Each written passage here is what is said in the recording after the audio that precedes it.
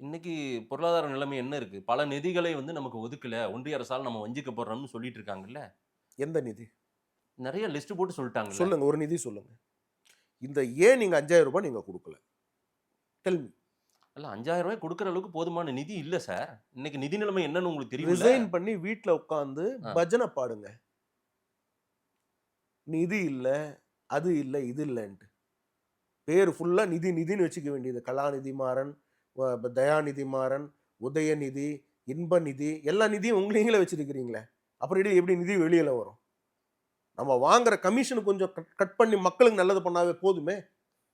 30% commission அடிக்கிறோமே எல்லாத்துலயுமே. அந்த கமிஷன ஒரு வாட்டி குடுக்கலாமே மக்களுக்கு. ஒரு டெண்டர் ஒதுக்குனா போதுமே பாஸ். மொத்தம் தமிழ்நாடு முழுக்க நீங்க வந்து பண்ணலாமே. மக்கள் பிரச்சனை ரூ. 3000 என்ன வரும்? ஒரு குடும்பத்துல 5 பேர் இருக்காங்கன்னா ட்ரெஸ் எடுக்க சரி அவங்க ரூ. முடியுமா? 3000 குடுக்குறாங்க சார். நீங்க மக்களுக்கு ஒரு ரேஷன் கார்டுக்கு ரூ. 2,000 குடுத்து நீங்க பேர் எடுத்துக்கோங்க. நீங்க பேர் எடுங்க சார். திருப்பி சொல்றேன் அரசாங்கத்தால மாதேஷ். அவ்வளோ குடுக்க முடியும்னு சொல்லிட்டாங்க மாதேஷ், சார். மாதேஷ்.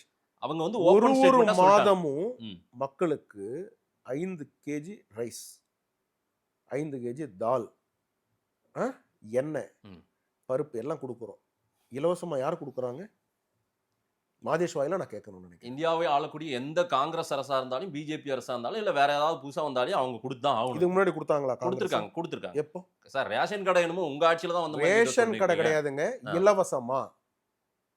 இது முன்னாடி காங்கிரஸ் எப்போ குடுத்துருக்காங்க? இல்ல ரேஷன் கடை வாயிலா தானே குடுக்குறீங்க அத. அதுதாங்க ரேஷன் ஆமா. கடை வாயில தான் எப்போ காங்கிரஸ் இலவசமா குடுக்குறாங்க. ரே நாங்க குடுக்குறோம் இலவசமா. ம். தொடர்ந்து 4 5 வருஷமா குடுத்துட்டு இருக்கோம்.